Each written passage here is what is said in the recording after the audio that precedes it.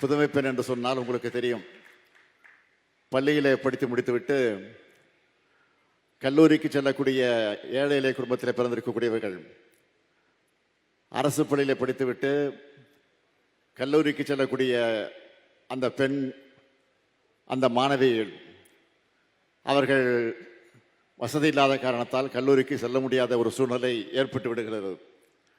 ஆக அதை உணர்ந்த காரணத்தால் தான் நாம் ஒரு திட்டத்தை அறிமுகப்படுத்தினோம். ஆக பள்ளியிலே படித்து முடித்திருப்பது கல்லூரிக்கு செல்கிற போது மாதம் 1000 ரூபாய் அந்த மாணவிக்கு வழங்கப்படும் என்று அறிவித்து இன்றைக்கு அது வழங்கப்பட்டு கொண்டிருக்கிறது. அதனால்தான் இன்றைக்கு இந்த மாணவிகளெல்லாம் என்னை பார்த்து அப்பா அப்பா அப்பா என்று அழைக்கக்கூடிய ஒரு உணர்ச்சிகரமான அது நெகிழ்ச்சியான செய்தியை நீங்களும் பார்த்திருப்பீர்கள். ஆக அந்த அளவிற்கு இந்த ஆட்சி மீது மக்களுக்கு ஒரு நம்பிக்கை ஏற்பட்டிருக்கிறது. அது மட்டுமல்ல, மாணவிகளுக்கு மட்டும்தான் நாம், எங்களை போன்ற மாணவர்களுக்கு இல்லையா என்று மாணவர்கள் கேட்டார்கள். உங்களுக்கும் உண்டு என்று சொல்லி தமிழ் புதல்வன் என்ற திட்டத்தை உருவாக்கி மாணவர்களுக்கு அந்த தொகை மாதம் மாதம் 1000 ரூபாய் வழங்கப்பட்டு கொண்டிருக்கிறது.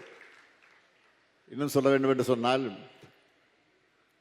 நம்முடைய வீட்டில் இருக்கக்கூடிய குழந்தைகள் பள்ளிக்கு செல்லுகிற போது அந்த பள்ளியில் காலை 8 மணிக்கு பள்ளிக்கு போக வேண்டும் என்று சொன்னால் அந்த வீட்டில் இருக்கக்கூடிய பெற்றோர்கள் அவர்களும் கூலி வேலைக்கோ சித்தால் வேலைக்கோ எந்த வேலைக்கோ செல்லக்கூடிய ஒரு சூழ்நிலை.